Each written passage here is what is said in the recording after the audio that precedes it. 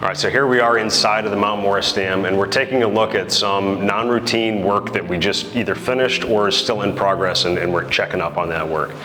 Here we've got, a very large hydraulic tank that we need to pressurize the system so we can move these giant vertical lift gates up and down and close off the water that's passing through the dam. And it's a 75-year-old structure, so like a lot of aged infrastructure, some of the original components are starting to fail. This is an original tank. It was coated on the inside with something that helps prevent it from rusting, and so are each cylinders, and that's worked great for the majority of its lifespan. Now it's starting to degrade and contaminate the fluid itself.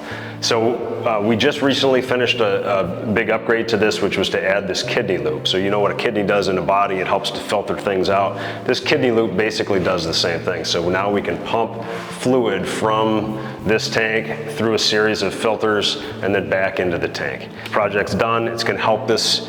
It's going to help this dam and this system operate as it should for another quarter century or more before we have to do something else with it.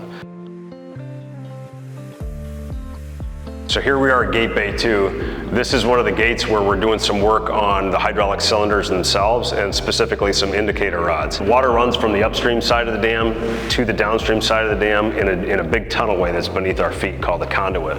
To close off water inside of that conduit or restrict flow, we use these big vertical lift gates. On the very top of these cylinders, you can see on cylinder number 2, you've got an old original bronze indicator rod or tail rod, and this is just a segment of one of those stems.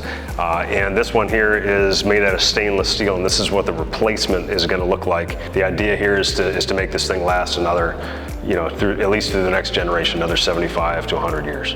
Next, we're going to go look at a service road that gets us to the back side of the dam.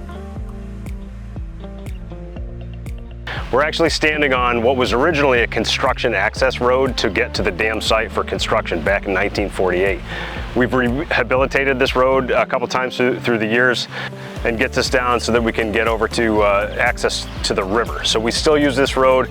We do the bare minimum maintenance we need to make sure we can get down here for construction purposes if we have to do any rehab work on the downstream side of the dam, and also for rescues and recoveries. This is one of the few areas where you can get down to the riverside itself. Projects like this might seem simple, but it's a very important part of the overall responsibility for maintaining the structure and making sure that it does the mission that it was intended to do.